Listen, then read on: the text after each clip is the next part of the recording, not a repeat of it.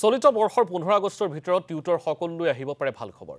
শুকুৰবাৰে শিক্ষামন্ত্ৰীক সাক্ষাৎ সদৌ অসম প্ৰাদেশিকৃত মধ্য ইংৰাজী আৰু নিম্ন প্ৰাথমিক টিউটৰ সন্থাৰ। টিউটৰ সকলৰ দীৰ্ঘদিনীয়া সমস্যা আৰু অভাৱ অভিযোগৰ সম্পৰ্কে আলোচনাৰ বাবে শিক্ষামন্ত্ৰীয়ে আমন্ত্ৰণ জনাইছে টিউটৰ সন্থাৰ। শিক্ষামন্ত্ৰীক সাক্ষাৎ কৰি সন্তুষ্টি প্ৰকাশ টিউটৰ সন্থাৰ। সৌহাৰ্দ্যপূৰ্ণ আলোচনা হৈছে বুলি প্ৰকাশ টিউটৰ সন্থাৰ।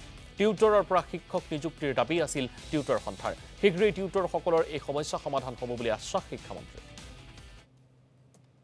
আলোচনাটো খুব ফলপ্ৰসূ হৈছে আৰু শিক্ষামন্ত্ৰী ডাঙৰীয়াৰ লগত আলোচনা কৰি আজি খুব ভাল লাগিছে। তেখেতে আমাৰ গোটেই কথাখিনি হৃদয়গম কৰি লৈছে, কিন্তু তেখেতে আমাক কথাখিনি গোটেইখিনি বুজ লৈ পেলাই তেখেতে বিভাগৰ লগত আলোচনা কৰি লগতে আপোনাৰ মুখ্যমন্ত্ৰী ডাঙৰীয়াৰ লগতো আলোচনা কৰি এটা ভাল সিদ্ধান্ত লৈ পেলাই 15 আগষ্টৰ ভিতৰত আমাৰ সমস্যাখিনিৰ ক্ষেত্ৰত কি ফল, সেই ফলটো তেখেতে প্ৰকাশ কৰিম বুলি আজি আমাক কৈছে।